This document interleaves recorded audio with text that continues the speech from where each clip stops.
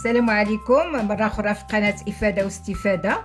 تنتمنى تكونوا في صحة جيدة وانتم تتابعوني في هذه القناة. اليوم اسمحوا لي نتكلم لكم على هذه القناة.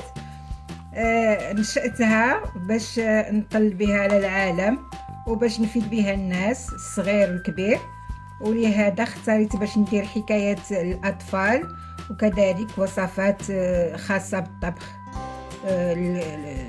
النساء، وصفات العلاج، مواد طبيعية كتخص الجميع، وتنتمنى باش نفيدكم بتجاربي وبالافكار ديالي والله يوفق.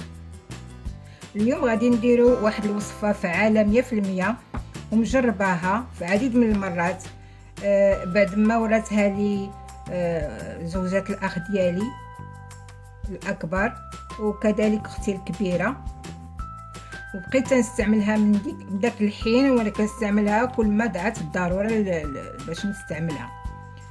وباش ما نطولش عليكم غادي نبداو ان شاء الله الوصفه. في كثير من الاحيان كنتجرحوا في يدينا ولا في رجلينا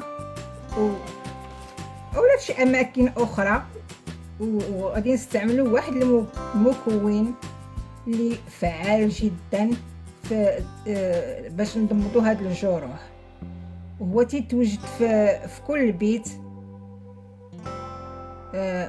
وهو الشاي اللي غني عن التعريف ومعروف بالفوائد ديالو الكثيره.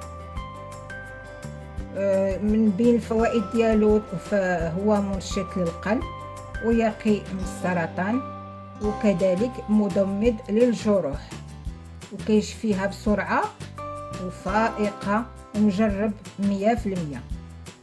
هاد الوصفه ناجعه، تنتمنى تنشروها بين الاصدقاء ديالكم باش تعمل فائده ويثبت الاجر ان شاء الله.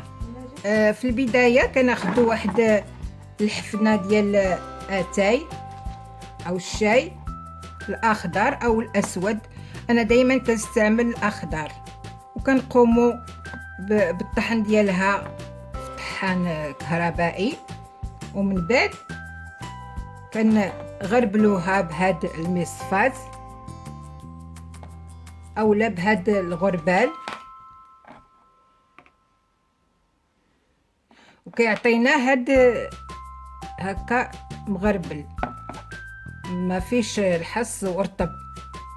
وكان ملي تنطحنوه كنديروه في واحد القنينه هادي تكون معقمه مغسوله ومعقمه باش نحافظوا عليها دائما، تكون عندنا في الخزانه ديالنا.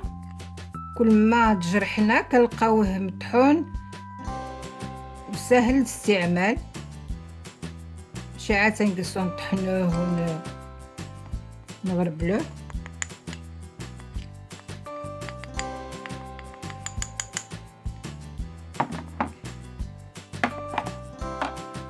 وكنغطيوها ونخليوها هكذا. كل ما مثلا تجرحنا كناخدو معقم بيتادين ولا الكحول وكنمسحو داك الجرح، وكناخدو هاد اتاي وكندردروه على الجرح. يمكننا نديرو العمليه. عاد تجرحت في هذا الصبع ديالي ودرت غير الشاي ودغيا برالي والتئم الجرح، كنديرو هكذا البيتادين، كنمسحو مثلا الجرح، كناخدو تندردروه هكذا حتى تيتغطى الجرح مزيان.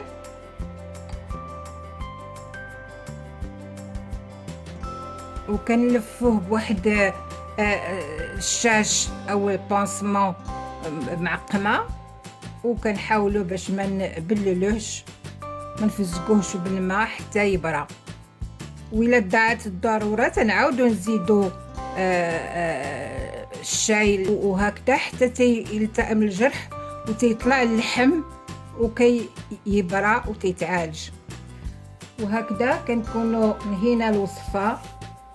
وباش تعمل فائده تنتمنى تشتركوا في قناتي وتديروا لايك او جيم وتضغطوا على الزر الاحمر الخاص بصابوني او سبسكرايب، وكذلك تضغطوا على الجرس باش يوصلكم اي جديد نزلته في القناه ديالي. ودمتم في رعايه الله، والى اللقاء في وصفه اخرى ان شاء الله.